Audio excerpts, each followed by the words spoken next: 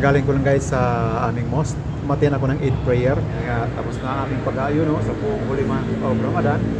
At naway magampanan namin ang aming mga tungkulin sa good Muslim believer.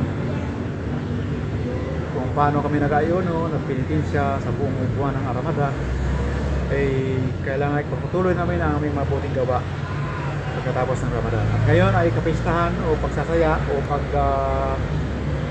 celebrate ng Eid at pwede na tayong kumain from dawn to sunset. Kung mga gusto nyo kainin, pwede natin kainin guys. Pwede tayong punta sa mga mall, punta tayo sa mga kainan. Gusto nyo yung mga sosyalan na kainan, kumain na tayo ng hanggat kaya natin dahil nga yan ay pinag-uutos pagkatapos ng holy month of Ramadan. Kaya mag-celebrate tayo ditong araw ng Eid or Eid al-Fitr. So yung may katayan ng kumain sa mga sosyalan ng mga restaurant, mga mamahaling restaurant, ay pwede na kayo. Bumili ng iyong mga gandang damit, ang iyong mga nagustuhan na kaya nyong bilhin, ay bumili na kayo. Kasi ngayon ang kasiyahan o piyesta ng mga Islam believer. Kasi nga tapos na ating pagtitiis, ang ating pag-ayuno, ang ating pag-fasting.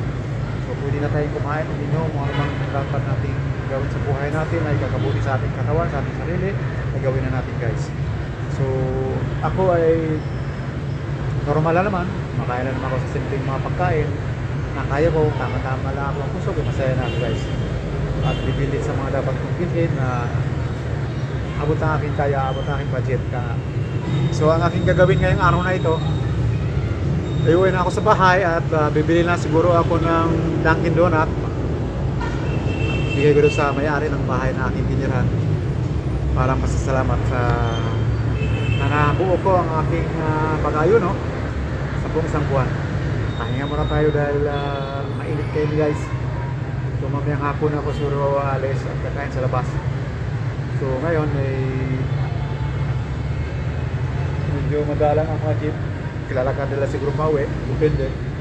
Ano pa naman, di pa naman mataas ang araw dahil tumaas na kayo ng gasolina guys. Pero hindi katulad sa Maynila. May gitsang sa Maynila eh. Dito wala pa namang, hindi pa naman umabot. So tinanong ko yung driver na sinakyan ko kanina kung kasama dito yung 5,000 na ayuda na nabalita sa mga lahat ng driver. Hindi raw sila kasama rito, sa Maynila lang yata yun. O hindi pa yata na-aproban yung dito sa mga kaprobinsyahan. So swerte yung mga nasa Maynila, tagap sila ng 5,000 lahat ng driver guys.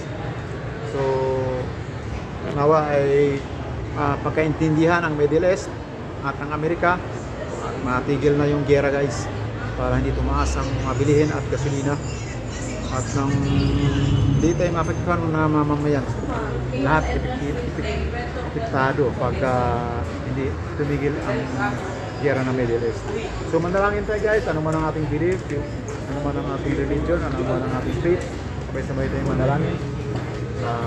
Hingin ni Allah ang ating mga panalangin na magkaroon ng pag-iintindihan ng bansang Iran, Israel at ang USA para matigil na yung gira sa Middle East guys at di matigwan ng bawat isa sa atin. Yun lang guys, at ako'y uwi na. Tayo nga mga sa bahay. A few moments later. Hello guys, hindi ko na hinihintay yung SM na magbukas. 9 ang bukas nila eh. May mga food chain sa loob eh. Naglakad lang ako, papunta ako dito sa 7-Eleven dito sa tapat ng St. John Paul College of Davao. Dahil nagutom lang yung tatay John. So kailangan makakain tayo ng kanin at ulam. May kape at saka may donut. Kailangan magpakabusog tayo ngayon dahil tapos na ang ating pagpinitensya. Pasok na sa loob guys. Anong ma-order natin? Kape. Order tayo ng tubig. Natural spring. Kape. Bavarian donut. My favorite.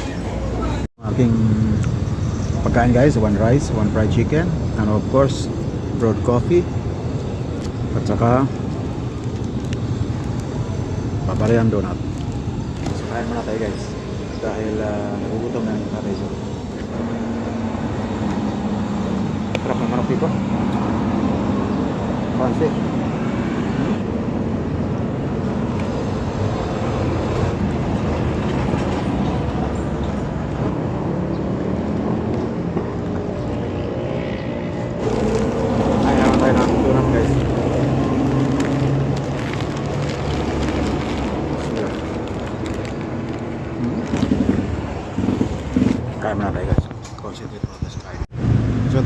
kumain doon sa 7-Eleven guys at ako'y uwi na. Lakad lang ako dahil malapit lang naman to eh. Pagdaan ko dito sa Sandawa Park,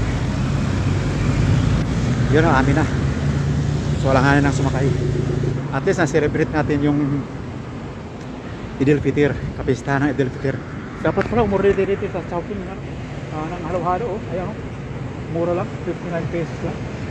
Sarap mag-Chowking. Next time na lang. So ito, Sandawa Park na to guys. Dito ako madalas nag-walk atong dito every afternoon. So natigil lang dahil nga fasting tayo. So maybe next week walkathon ulit tayo. 1 hour every Saturday at saka 2 hours every Sunday. So yun lang guys, at ako iuwi na. Yan ang mula sa mga ito. Nung siya kayo mag-like, mag-share at mag-subscribe sa akin channel. Take Time World TV. Asa!